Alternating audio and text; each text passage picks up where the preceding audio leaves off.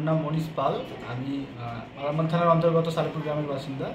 আমি 2019 সালে এমকনস বিজনেস একাডেমিতে ইলেকট্রিক অ্যান্ড ইলেকট্রনিক্স ট্রেডের উপরে আমি ভর্তি হয়েছিলাম এবং আমার ফ্যামিলি কন্ডিশন খুব একটা ভালো ছিল না, যার জন্য এই পড়াশোনাটা আমি কন্টিনিউ করতে পারতাম না। তার জন্য এমকনস বিজনেস একাডেমি আমাকে একটি ট্রেনিং পিরিয়ড বা জবের ব্যবস্থা করে দিয়েছিল, যার দ্বারা আমি পড়াশোনাটা করতে পারি। যেটি স্বাস্তিক ইঞ্জিনিয়ারিং প্রাইভেট লিমিটেডের উপরে আমি ট্রেনিং করেছিলাম কিছুদিন, এবং ওখান থেকে ট্রেনিং করে বা কিছুটা আমি ইনকাম করে আমি আমার পড়াশোনাটা কন্টিনিউ করি।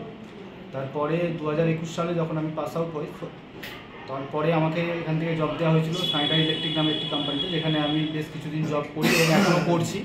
এবং বিগত এই সময়ে আমি নতুন করে আবার আমার এই সংস্থাটিকে বলেছিলাম যে আমার নতুন কোনো জবের ব্যবস্থা করে দেওয়ার জন্য, এবং আজকে ওনারা আমার ইন্টারভিউ করালেন একটি কোম্পানিতে, যেখানে আমি ইন্টারভিউ সিলেকশন হয়েছে।